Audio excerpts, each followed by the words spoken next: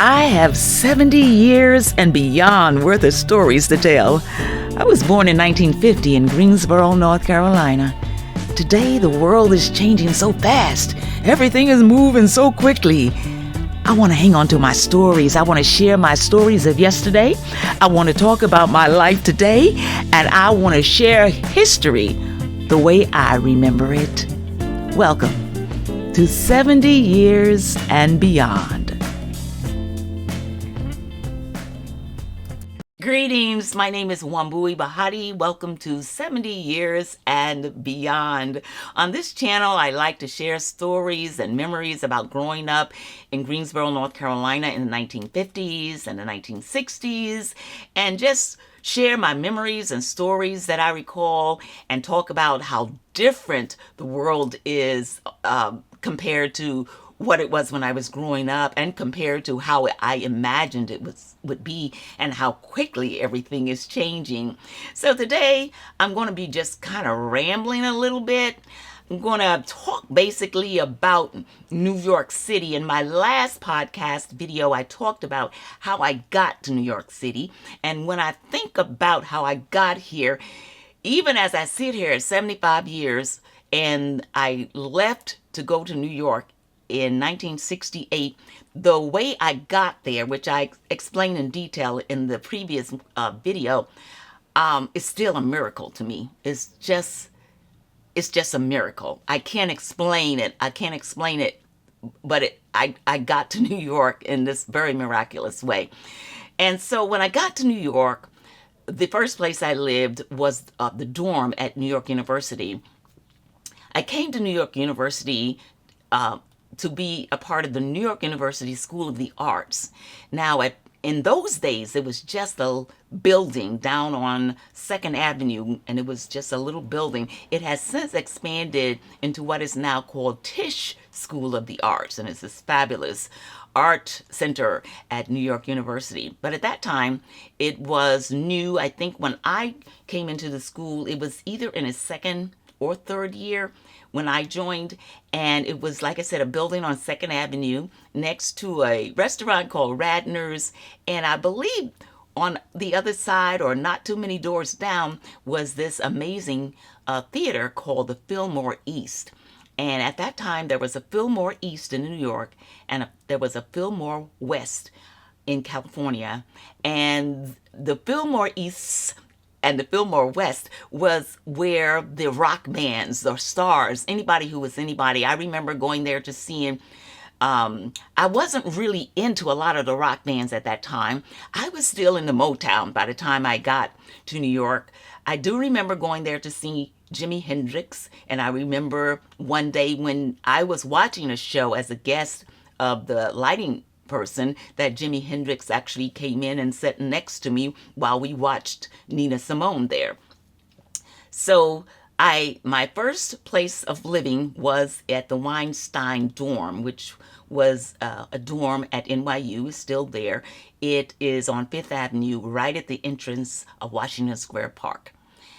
And my first job was working down on 6th Avenue at a Howard Johnson's. The waitresses who worked there were called HoJo girls, but Howard, H-O, Howard, still Johnson, J-O. So we were HoJo girls.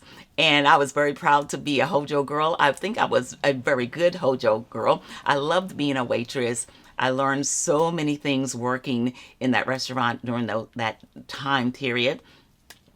And I remember a store either a few doors down on that block called Crazy Eddie's. And I remember that store because the reason why it was called Crazy Eddie's is because the guy who owned the store would say, I'm not quoting, but the idea was, I must be crazy to let you have these items at this price. And it was a store that sold TVs and just appliances, that kind of stuff. And he called the store was Crazy Eddie's. So my second job in New York was as a box office person at a theater called the Orpheum Theater. And the show that was at the Orpheum Theater at the time that I started working there was a show called The Me Nobody Knows. And it was a musical based on a book that contained poetry, writings, and thoughts from kids who lived in New York City. And so someone took a lot of these thoughts and poetry and stories and put music to it, and it became a show called The Me Nobody Knows, which I, to this day, still love that show. And across the street, diagonally across the street, was where the Negro Ensemble Company was housed. Now, I was working in the box office at the Orpheum. I was working there to learn the box office because I was being trained to eventually be a company manager for the Negro Ensemble Company. Now, the Negro Ensemble Company, I can't even find the words to describe how fabulous, excellent, wonderful that place was. It was a place where, as it says, Negro Ensemble Company, it was black actors just shining in their craft, the direction, and so many of these actors, if in I can't even speak. I guess I almost come to tears when I think of the fact how privileged I felt to be able to go there, because I worked there in the box office from time to time. And just to be able to be in that building where all these actors were honing their craft, and just so many talented people. I'm not going to name any because I feel like to name a few wouldn't be justice. I'd have to name all of them, but you've seen them on TV. You've seen them in movies. And I'm talking about especially the older actors. Some of them have passed on now, but it was a time period where that was just a training ground, that if you came out of the NEC or the Negro Ensemble Company, wow, you had it. You had it. So I was being trained to be a company manager for them. In the meantime, I moved from Weinstein and I went to Avenue C because I wanted to have my own place. So Avenue C in the East Village was not a good neighborhood, but I was able to afford the apartment. I thought the apartment was very cute, and I started off paying, I believe, $145 for that apartment. Then one day the city came around and they said, we want to talk to you about your rent. And I thought, oh my goodness, they're going to raise my rent. And just the opposite happened. They said the city that I was being charged too much for the apartment. So I went from $145 to $135. Now, it was a studio, kind of large studio, I think. When you think of studios, it was a large one with a separate bath and a separate kitchen, but it was basically one room. It was a bad neighborhood, but I loved having the idea of having my own apartment. And I did get robbed once there. Somebody broke into my apartment and stole my TV. But that was life in those days on Avenue C in the East Village in New York. Shortly after that, my sister graduated from Howard University and she moved to New York to go to Columbia University. So we decided to have an apartment together. So we moved into an apartment on Avenue A, which was coming back closer to where the main streets of New York were. So we improved, we moved up. I went from C, crossed over B, and now me and my sister were living on Avenue A. And we were living in a newly renovated, we were the first time people in this apartment. And it was huge.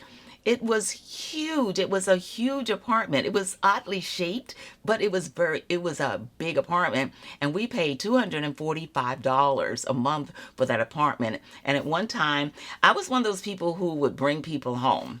Like, if you told me you didn't have nowhere to stay, I would say, well, come on and stay with me and my sister. I was that person. And my sister didn't always like that, and I can understand, because usually it was somebody that I knew from my school or from my classes. She didn't know these people, and I was saying, come on, you can stay with us. You can stay with us for a while. And so we had a really wonderful time. Things were good on Avenue A. I don't think we were robbed more than once on Avenue A. I believe what happened one day, my sister and I had been somewhere and we were coming home and my sister said, "That looks like our TV." was sitting on the steps of the building where we live. She said, "Doesn't that look like our stuff?" And it was our stuff. And when we went into our apartment, we realized that was indeed our stuff on the steps of the apartment. So, but that only happened once. And then my sister decided that we were paying too much for our apartment. Paying too much. Okay, $245, a huge apartment. And she found a place that was, I don't know, $200 instead of $245. And so she decided she was going to move there. Well, my sister moved there, and then I think she spent the night there, and then she ended up coming back, realizing that where we were was really a much better deal and a much better place, and it felt good even though we had been robbed that one time. We felt safe there. And so we had a friend that came through. I invited, like I said, I used to invite people to come live with us. If I felt you didn't have any places, I said, "Come stay with us." So there was a girl staying with us, and then she decided she was going to move out on her own and get her own apartment. And so she did, and she came home and told us where she was living. And she told us it was in Midtown, and it was her rent was going to be $400 and I believe $450. $450. Now this is in 1969 going on 70, and we just looked at her like she was crazy. You're gonna pay $450 for an apartment? And she was determined that she was going to do it. She liked the apartment, she liked the area, and so she took that apartment. Not only were me and my sister telling her she was crazy to pay that kind of money for rent, but other people were saying, "Are you nuts? What is wrong with you? $450, I believe it was." Well, the apartment was in the area of 7th Avenue in the 50s somewhere. Well, guess who had the last laugh? Because after many years, the rents just kept going up, up, up, up, up, up, up. We never thought that $450 would be like stealing an apartment. And in those days, it just seemed like so much money. But she took that apartment and she lived there until she retired. And the thing was, the people in that building wanted her out so bad because she wasn't paying $450 anymore, but what she was paying was not what they could get if she would leave, and they could just like take that apartment back and start over, because this was an apartment that was so large that back in the old days they had maids' quarters built into the apartments. So she had that. She had all these rooms and she had maids' quarters and all this, and she was paying $450, and we thought that was nuts. And of course, like I said, she had the last laugh because she wasn't paying $450 those years, and when they finally made life so miserable for her there that they paid her to leave, and so she did. But I never imagined that apartments would be $3,000, $5,000. I never imagined that. And we, like I said, we used to think paying $245 was just an exorbitant amount to pay in rent. I never saw these days coming, or I would have hung on to what I had. Now, I'm going to tell a personal story here. I was one of the first people to move into a building called Manhattan Plaza. It was a building that is 2 stories. They still exist today. And I believe each tower was somewhere around 40 floors tall. Swimming pool, tennis courts. It just was this amazing community building. But because of the location that it was, now this is how I understand it. If you know different, share with me. Because of the location that it was in those days, the clientele they were trying to attract did not want to come because it was on 42nd Street. 42nd Street was one of the streets that was a boundary there. So it was 42nd and I think it's between 42nd and 43rd. And it was just not considered a great neighborhood. So the clientele that it was built for were not interested in moving there. So I don't know all the details of how it happened, but eventually I believe HUD took over and it became a building since so many artists, theater people, that was considered the theater neighborhood, and so many artists were having a hard time struggling to pay the new rents that we were seeing in New York. It became a building that would house New York City artists. And so I was one of the first people that at that time I had been working as an actress. And so I was one of the people that was offered an application to apply for an apartment in this building. And so I got the apartment, and then in the meantime, after being told I had the apartment, I got married. And so I brought my husband with me. And so what happened is my husband was abusive.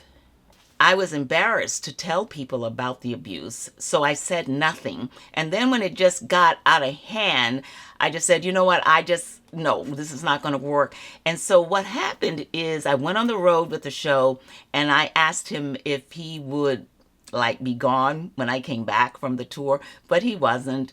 In fact, not only was he still there, but none of my things were still there. Now, this was my husband. None of my things that I had left in the apartment were still in the apartment. So it became really ugly.